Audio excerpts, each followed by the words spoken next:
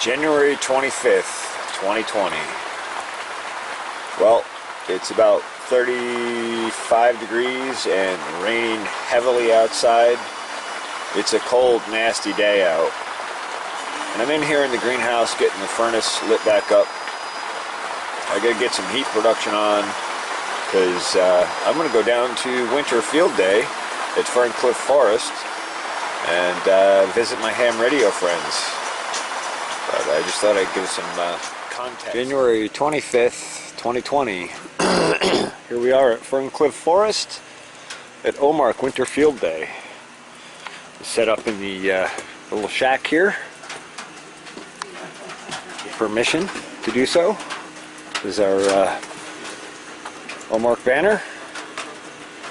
We'll go into the shack and have a look.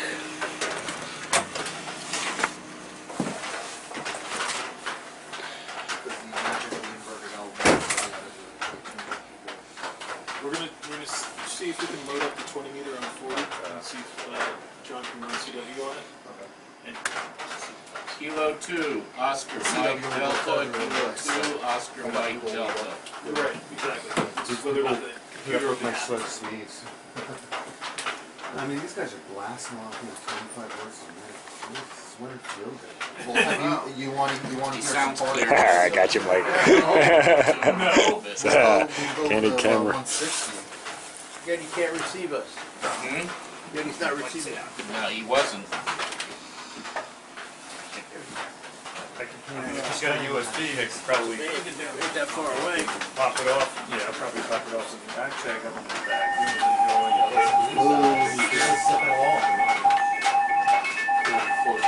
John, what about like 7.05, 7.1? What are they saying? Like 30 kilohertz from the 703, 7.035, 703. Here, watch this. 7.03. What? Oh yeah. So watch this. So I'm on 160. So here's like the near bottom of the band, right? Yeah. Kilo 2, Oscar Mike Delta, Kilo 2, Oscar Mike Delta. These are all. I can see This is it. how packed 1060 is. Jeez. So all that, and I'm only like 5 kilohertz in. But watch, I'll keep going. You need an Icon radio with like 50 hertz. Yeah. So just keep going. Jesus, that's amazing. Let's see how high I got. Let's see how high I got to keep going Kilo 2, Oscar until eventually we run out of. So now I'm 30 kilohertz in. This is how My much God, activity. it's like you just went coast to coast. Kilo 2, Oscar Mike Delta, Kilo This is the benefit of having an antenna that has both horizontal and vertical positions. So you get So this is our power distribution system. We have a couple of generators running. Power all comes in. And then we have Crazy Aaron who turns the power into craziness. And he charges me up with that craziness. no, this is Cool. And I bring it to you on YouTube. to do left. And we got a little mixing table up here. Keep going. Tell him, Aaron. Give him the wiki. Wiki. That's a pretty good beatbox up here. So like now finally all the way up here. Now you get some guys on We got electric heaters set up in here. Now here's another pocket. They're not even. And this place is actually just a shack, so they plasticked it in to keep the heat in USL. and stuck a door on it because it usually doesn't have a door. This is America. That's a W4AC. And coffee station, cooler. Oh yeah, we roll in style here at OMARC. Show them the cooler, Aaron. What do we got in there? What do we have tonight? Give We me had some of that. cheeseburgers and hot dogs and soda and all kinds of snacks. There's coffee, there's tea. You name it, we got it.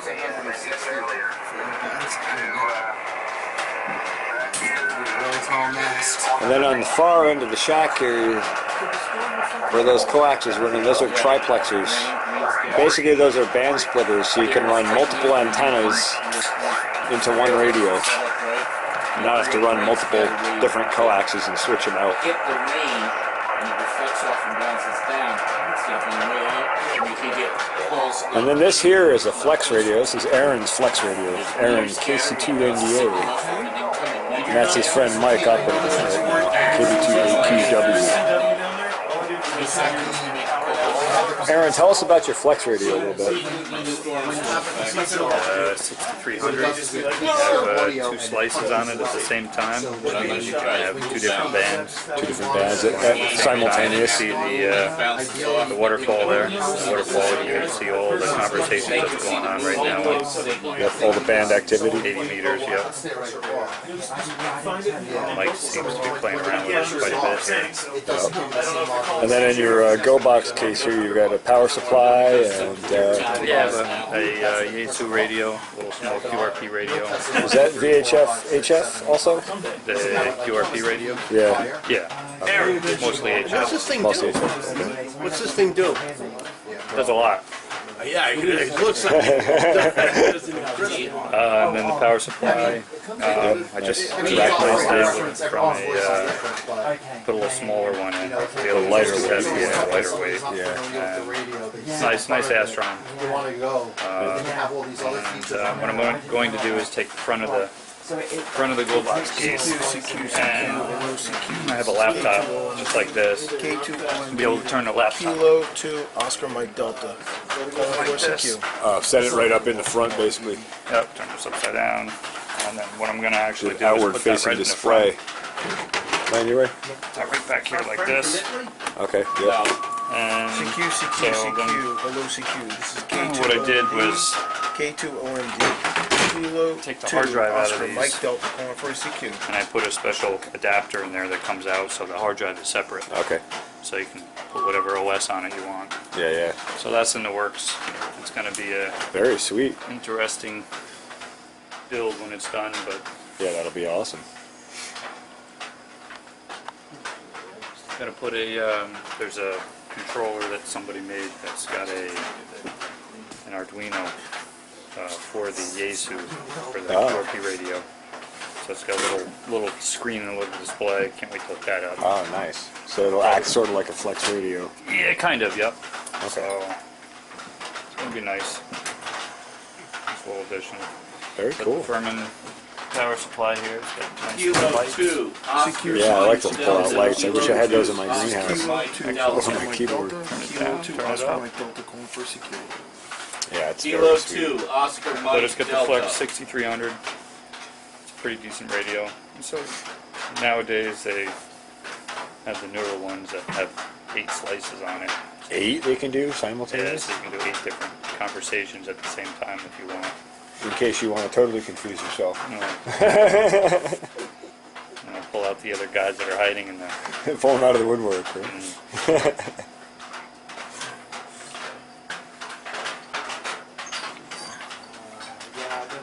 And let's see, I guess I'll give you a shot of our logging software here. We log all our contacts. This is Steve, K2GOG here, running Hello the there. station. I'll give you a face shot of him. Say hello. And then you can see all different contacts are logged at what time and where, with what station and what their location is and what their station information is. And you see the logging software keeps total statistics here in the upper right hand corner. Tells you how many contacts we've made and where.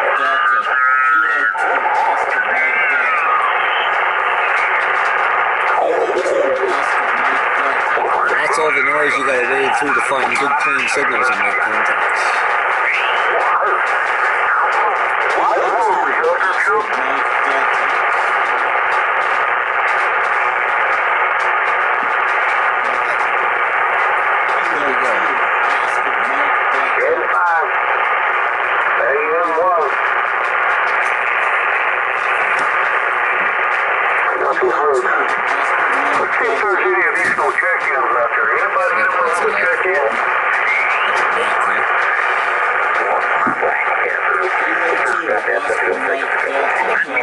What's that?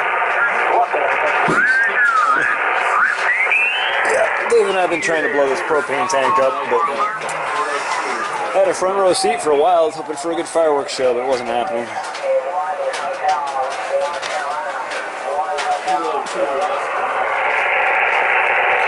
Roger, Roger, I copy. 3 India, Western PA.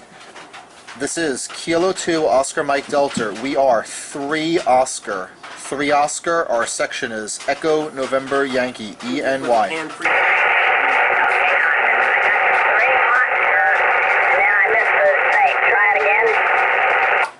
Roger, section Echo November Yankee.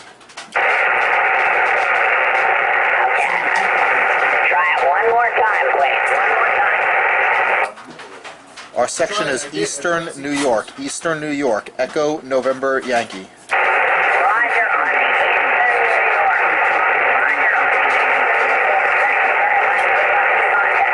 York. Thank you. Could you please just reconfirm your call sign? Please repeat call sign. Okay, and call sign here is Whiskey 3 Papa India Echo. Whiskey 3 Papa India Echo, and I believe we may have worked before. Hold on just a second here, and I'll check it here. Yeah, we worked today at 2:37. Yep, Roger, Roger. Sorry about that. I do have you as a duplicate. Sorry. Good luck in the contest. Hey, no problem. No problem. It happens. It happens. Moving on. Moving on up. Wasting no time. Search for next.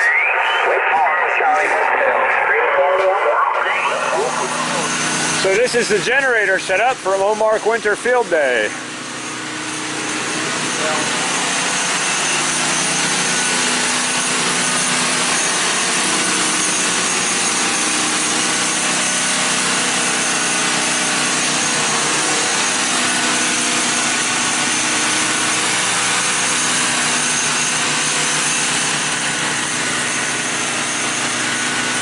So we got 2 fuel cells that Dave built,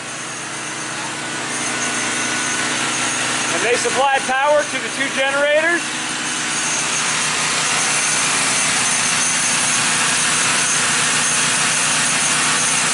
And that supplies power to the shack.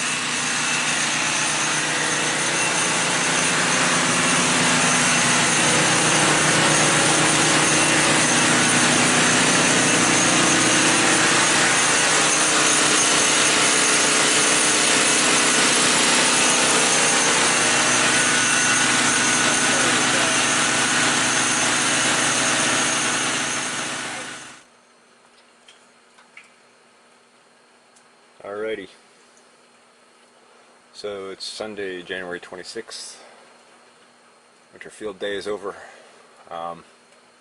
It was good to catch up with all my friends in the club, and even though I didn't actually do much operating on the radios, it was fun to be around the radio gear again. I do miss it. I just haven't had time to get my HF gear set back up here, but it is a lot of fun. I've got a lot of awesome people I've met and friends I've made all around the world via HF. So I'm just going to do a quick follow-up here to put some perspective on what Winter Field Day is. Winter Field Day is effectively an emergency preparedness drill, but it's also an opportunity to get together and share our exciting and fun hobby, amateur radio, and to for everyone to bring their piece of the puzzle to the equation. I wish I had been able to get a shot of the Winter Field Day site in daytime, and you could see all the antennas and the wiring and all the work that goes into setting up an operation like that. It's not something you just slap together. It takes a lot of planning and dedication and energy, and we have an excellent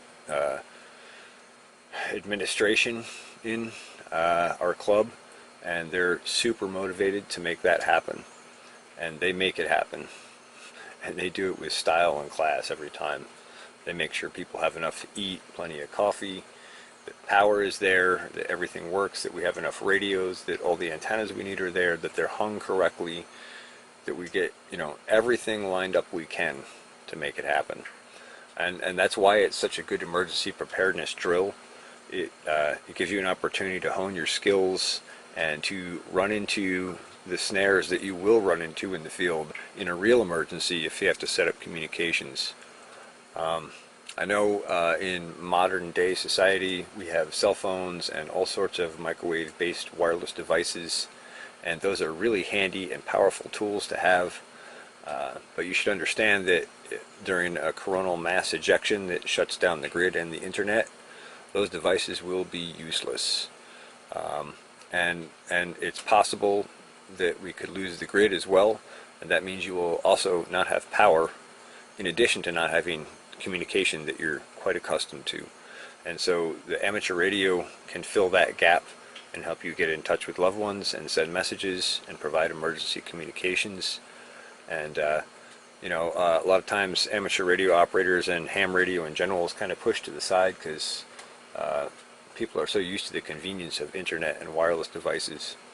But it is an important backup tool, and it's good that we maintain our knowledge of it and exercise and hone our skills on it, so that if we do have a real emergency, we can rise to the occasion and hopefully save lives and prevent as much damage and disaster as possible through good communication and through good understanding of how to implement our equipment in its most effective fashion. Kind of babbling on here, I just kind of wanted to provide some perspective for people who may not be familiar with amateur radio. Most of the gear you saw in the shack that we had set up there is HF gear. That's high frequency gear. That's high frequency is basically 0 through 30 megahertz, and those frequencies skip off of different layers of the ionosphere. And so in that way we're able to bounce our radio waves off the ionosphere and back to another point on the Earth and skip around obstacles you would normally hit on Earth when trying to use VHF or UHF equipment. The difference is they're much longer wavelengths, so they require much larger antennas, and there's a lot of little nuances that go with handling those frequencies effectively and not causing issues back in your shack with RF interference, voltage, excess voltages building up in places you don't want them to, people getting shocked. All kinds of negative things can happen if you don't implement proper grounding and proper tuning. So that is, it seems simple, it's just an antenna, but there is a lot of complex math and equations behind it, and it's good to understand both the theory and the physical implementation and how to marry those two together. That's a really important part of it. Anyway, so we use HF for most of those things, and basically winter field day, just like summer field day, is much like that of an amateur radio contest. You're trying to make as many contacts as you can. You get different points for different categories. Like if you're running on solar power, there's extra points for that. If you make satellite contacts, there's extra points for that. While I'm on that subject, Steve, K2GOG, you saw him earlier in the video, is one of our club members who's very into satellite communications, and he does a lot of different satellite stuff. And he was trying to make a contact with a satellite that was at about 14 degrees above the horizon the other night, and unfortunately I had run out with Dave to get some more fuel for the generators, and also he had some issues making contacts that night. I think in part because of weather conditions, and also in part because of winter field day. It's basically a pile up when that satellite passes over, and it's really hard to get in with all the stations that are trying to contact each other through that satellite when it passes over them. And it's about a 6-minute window from what I understand, the one he was trying to shoot, so it's tricky.